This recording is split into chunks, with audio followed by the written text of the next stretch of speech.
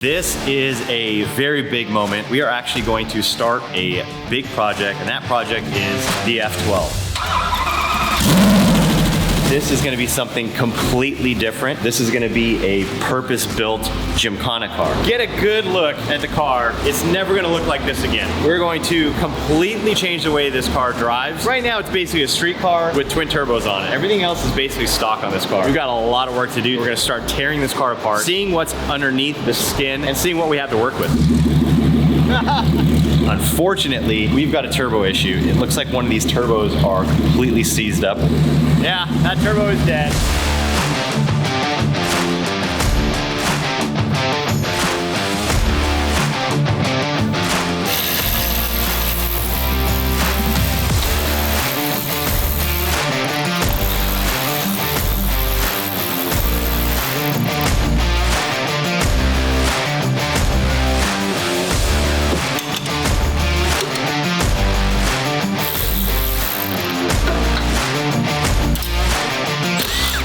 This project is gonna cost quite a bit of money. It is not cheap to build a Ferrari race car. I don't even wanna know how much this headlight costs. The parts that we're taking off are really expensive. All these components that you can only get from Ferrari are very expensive and very hard to find.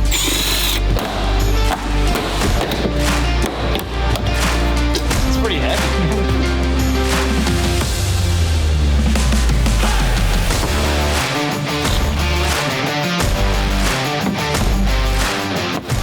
Money? Oh, I didn't see any money. It fell out of my pocket before I took the carpet out.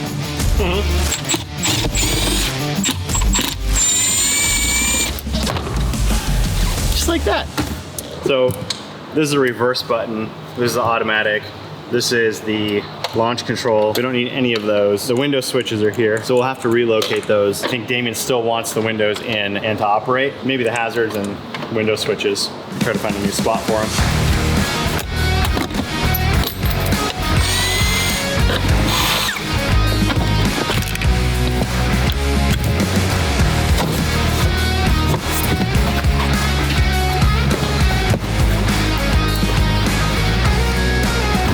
Well, it's not ideal as far as wiring goes, but it's not actually as bad as it could be. I've done a AMG. It was the biggest rat's nest of wires I've ever seen. There's literally wires going across this entire thing. There is some stuff that we're gonna have to deal with here. Figure out how to move these wires over and out of the way of the roll cage. For now, we'll probably disconnect everything and put it all into the middle of the car and then figure out how we're gonna route it all. And then we're gonna have to make floorboards that cover all this stuff back up because I don't know what that is, but we might need it.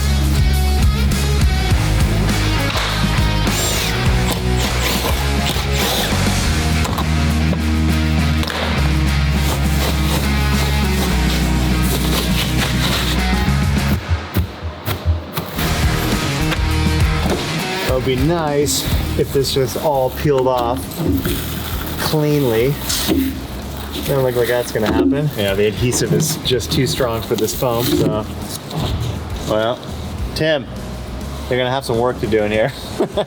So because this is a Ferrari and they're not mass produced, and it just seems like everything in the Ferrari is a bit more complicated, less intuitive to take apart than a lot of other cars that are mass produced. The other thing is that there is absolutely no information on how to take these cars apart online. You guys get to see how these things come apart. This is the first time I've ever pulled it apart, so you kind of learn with me and see how this whole car is put together. All right, so we've got almost everything out of the interior. It's all gutted. We removed all of the sound deadening material, so we still have to go through there, use some chemicals to basically pull that off to get all that sticky stuff off of there. It was a lot of work, as it always is. Next step, we're gonna put this thing up on the lift, and we're gonna start looking at the transmission, the drive shaft, the rear suspension, how we're gonna take all this stuff out of the car. To take the whole transmission out, you have to drop the whole rear subframe and all the rear suspension. It can't come out separately. Then we're able to pull the drive shaft and pull the bell housing and pull the clutch out because we need to get that flywheel out as soon as possible to get it sent off for somebody to copy and make a lightweight flywheel for a triple disc or a 4-disc clutch for it. Something that's gonna be able to hold all the power that we're gonna be putting through this.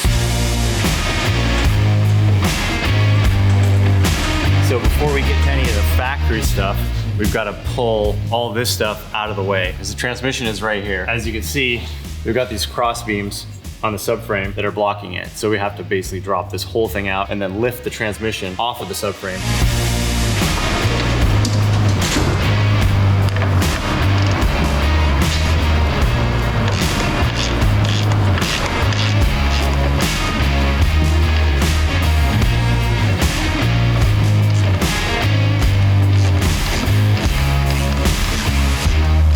Pretty close to getting everything out of the way. So a few more things. Calipers have to come off, those have to get hung. But we're missing a tool. We need a 46mm wrench to be able to get this nut off of here that holds the drive shaft in place. So we're gonna go try to find one of those. And I figured since Damon isn't here, the Street Evo is looking pretty lonely over there. It hasn't been driven in a while. So I wanna drive that thing around. So we're gonna take that car.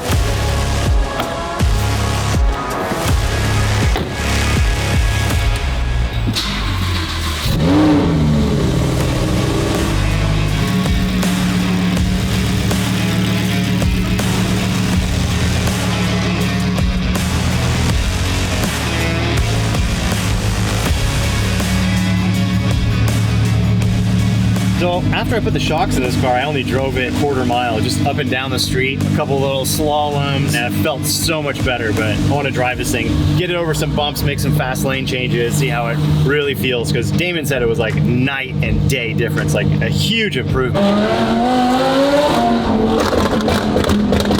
It's still nice and loud. I know we have the van for when we have to go pick up stuff, but it just takes too long. Even with the nitrous, it's not that fast. And sometimes you just need to go.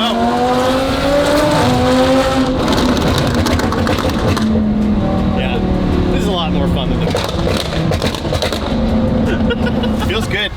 You know, it's just some street driving, mostly straight line stuff, too much traffic. It is definitely better. The other coilovers were stock shocks with like a KW slip-on spring that's stiffer, lowers the car, but I think the ride height was too low. I think it was bottoming out the shocks, bouncing around. And with the stock shocks and those stiffer springs, it kind of gets that pogo stick kind of action. The shocks aren't strong enough to control the springs. You hit a big bump, it bottomed out really hard.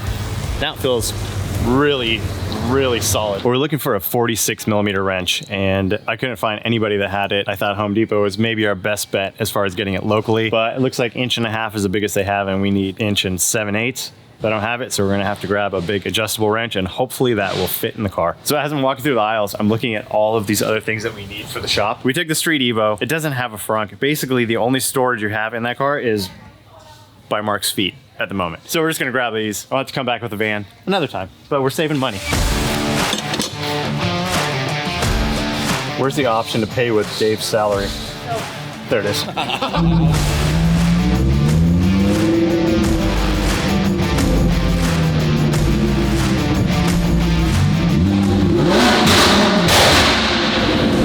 right, so hopefully this wrench will fit in here. Looks like it'll be all right. I don't know which way the threads are on this thing, so.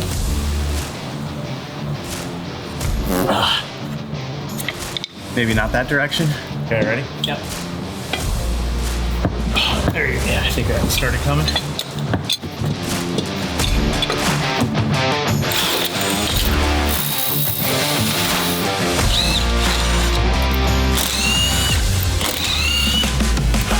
All right, so I think we got everything disconnected. The subframe is basically loose now.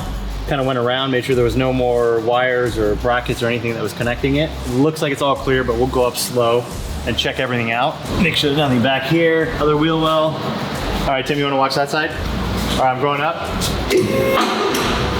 How are we looking? Looking good on this side. All right, looks clear in the back.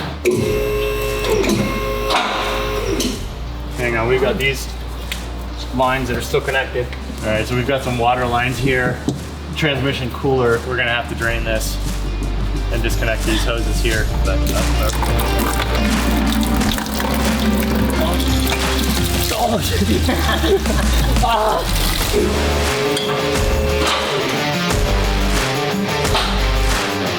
right, it's out. That thing is massive. The other part we're gonna put in place of this is like this big. So after we get this thing out of here, I'm gonna have to figure out how I can mount that quick change differential that's gonna go in here. It's gonna take some work for sure, but we're gonna take a big chunk of weight off of the back of the car. It's a very expensive windshield, so I called Antonio because he knows what he's doing. He's been doing all the glass for me in all the race cars for many years, and he's pulling out the windshield right now. That's like a $5,000 windshield.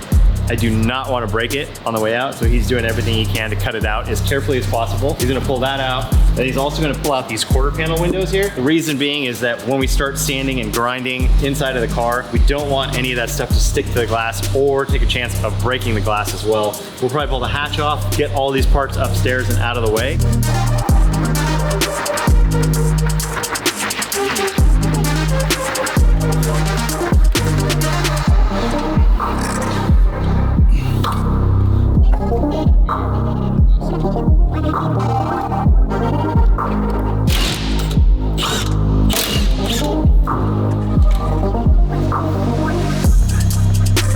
So we got the F12 basically stripped down from the doors back. We still have to pull the dashboard off, make some room for the roll cage. And I've been kind of figuring out how this cage is gonna fit in the car now that we got everything out of here. It's an aluminum chassis. We gotta do a steel roll cage. So we're gonna have to build some boxes out of aluminum that are gonna get welded into the chassis down here. So I'm kind of figuring out where they're gonna go. There's not a lot of room here. So we're gonna build a box for the main hoop to sit and kind of see what path it's gonna take and how we can get it up as high as possible. Make sure we have enough room for head clearance and get the cage as safe as possible. If we put the main hoop all the way up here, we can't put the down tubes. So we're gonna have to find the happy medium and come through the middle with enough room to get that back stay bar down here, build some sort of box over there, another box in the front. It's gonna take some time. It's gonna be something that I haven't ever done before. Usually we get the cage to fit super tight and we can weld the cage to the chassis, but being aluminum, that's not gonna be possible. So maybe we can tie it into some of these factory seatbelt points. It took us 2 days to pull it completely apart.